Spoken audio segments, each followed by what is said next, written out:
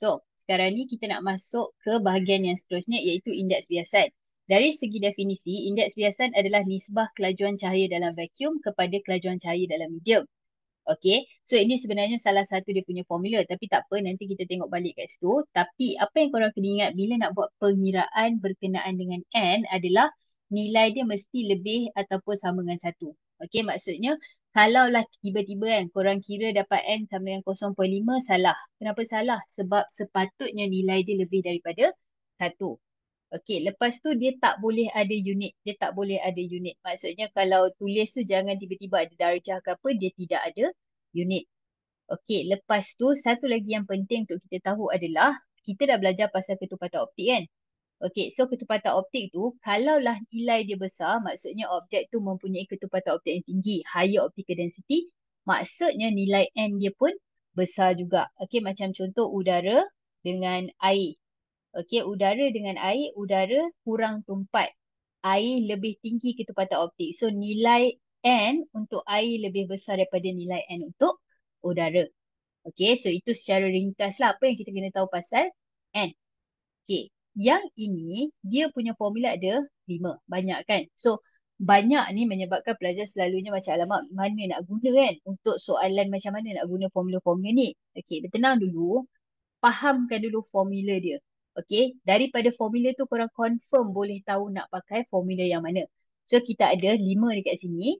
So formula yang pertama adalah N sama dengan C per V di mana C adalah laju dalam vacuum, V adalah laju dalam medium. Medium tu benda tu lah. Maksudnya macam contoh air. Kalau cahaya tu dalam air tu lah medium. Okey, kalau cahaya tu dalam kaca tu lah medium. Jadi kalau perasan ini adalah definisi untuk N tadi. Kan sebab dalam definisi kita kata tadi nisbah laju cahaya dalam vacuum which is C bahagi dengan kepada laju cahaya dalam medium.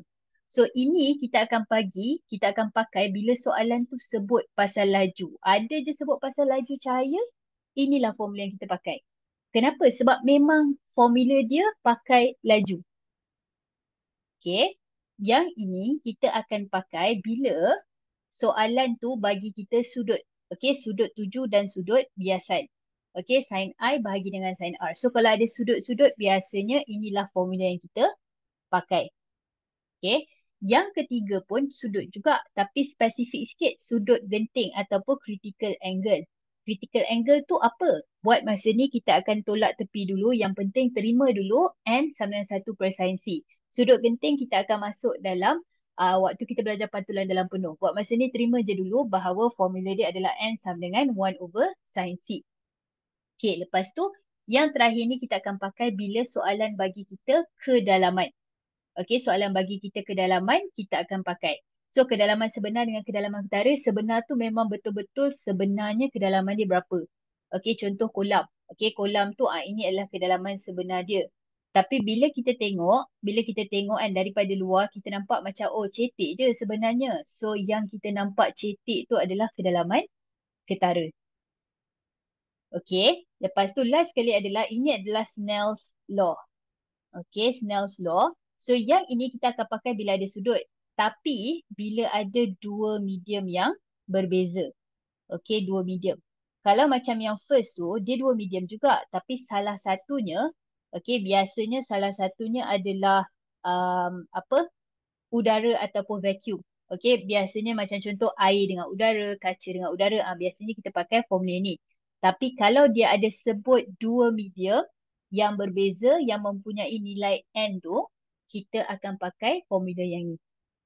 Okay, tak apa.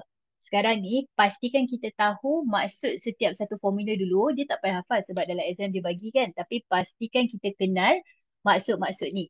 Okay, sekarang kita akan try tengok dan try untuk padankan formula yang sesuai. Contoh, tengok kat sini. Satu-satu. Untuk situasi yang pertama, yang ni pertama N sama dengan C per V, kita tahu kita akan pakai bila nak cari laju. Tengok semua kat bawah ni, mana yang laju? Ini kan, sebab ni ada 3 kali 10 kuasa 8, 2 kali 10 kuasa 8 MS91. So itulah laju, itulah formulanya. Nampak tak? Okay, so dia sepatutnya tak ada isu tak tahu nak guna formula mana. Dah terang-terang kat situ ada laju. Pakailah formula yang ada laju. Kan, dia tak bagi sudut, pakailah formula yang ada laju. Okey, untuk soalan yang kedua ni nampak sin I, sin R kita ada sudut. Okey, so sudut. Jadi nak pakai yang mana? Carilah formula yang ada sudut. So ada dua, ini dengan yang ni. Tapi kita akan pakai yang ni. Kenapa? Sebab dia ada I dengan R. Okey. Yang ketiga, yang ni bila? Ni pun sudut juga kan? Tapi kita akan pakai kat sini. Kenapa? Sebab kita ada sudut genting atau critical angle. Cikgu, critical angle tu apa? Hold dulu, nanti kita akan buat waktu pantulan dalam penuh. Okey, buat masa ni terima je dulu. Untuk awal-awal ni cikgu akan siap-siap cakap, okey dia adalah C. So, kita tahulah bahawa itu value dia. Okey, lepas tu kalau kita tengok dekat sini, kita ada kedalaman. H dengan H kan, kedalaman sebenar dengan kedalaman ketara. Jadi yang mana? Mesti layan ni. Kenapa? Sebab dia memang dah bagi value H. Okey. Dan last sekali adalah dia bagi dua value N dekat sini. Jadi kita pakai yang ni. So point cikgu adalah memang betul formula dia banyak. Okey, tapi selagi kita faham isi formula tu, maksudnya C tu apa, I tu apa semua kan. Dalam soalan kita sepatutnya tahu macam mana nak guna. Okey, tinggal kena fikir je sikit. Alright? Alright, jom kita try tengok contoh soalan pengiraan. Okey, dekat sini dia kata Rajah 10 menunjukkan satu lintasan cahaya. Okey, inilah pergerakan dia.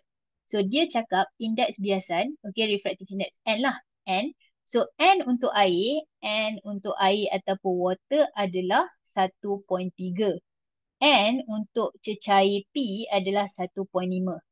Dia tanya berapa nilai R dalam cecair P. So maksudnya yang ni lah. Jadi sekarang ni tengok. Okay. Kita kena decide formula mana nak pakai. Okay, korang decide dulu. Okay, kat sini kita ada 1, 2, 3, 4, 5. Kita ada N untuk I dan N untuk P. Sekarang kita tengah cari sudut R. Okay, dah decide. Okay, so sebenarnya kita akan pakai yang ni. Kenapa? Again, sebab tadi kita dah belajar kalau lagi ni, okay, akan pakai bila ada dua value N. So, inilah dia. Jadi, sekarang ni NI adalah 1.3. Okey, darab dengan okey, sin theta. Theta dia adalah 40. Kenapa? Sebab 1.3 tu air dan ini adalah air. Okey, air tu sudut dalam dia adalah 40. Sama dengan okey, 1.5 which is NP sin theta. Gitu. Okey, pastikan setting calculator degree Alright, so sekarang ni kita akan dapat 1.3 sin 40 bahagi 1.5 dapatlah sin theta kan. So 1.3 kali sin 40 bahagi 1.5. Korang akan dapat 0.55708. Tapi ini adalah sin theta. Bukan itu yang kita nak. Kita nak theta. So theta kita guna inverse sin. Kalau tak tahu nak guna inverse sin, tekan shift dekat calculator. Lepas tu tekan sin. Nanti dekat situ dia akan keluar benda ni. Okay. So, shift sign. Okay, lepas tu answer lah 0.55708 tu.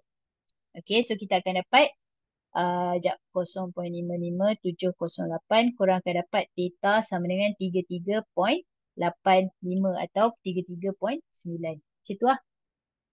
Alright, itu adalah cara nak guna formula tu. Okay, so dia ada banyak lagi contoh-contoh lain. So contoh-contoh lain cikgu rasa akan guna dekat yang video yang seterusnya lah. Kita boleh tengok contoh-contoh soalan untuk pembiasan. Okay, banyak contoh-contoh yang menggunakan formula yang berbeza. So itu kita akan tengok dalam video yang seterusnya. Okay, terima kasih.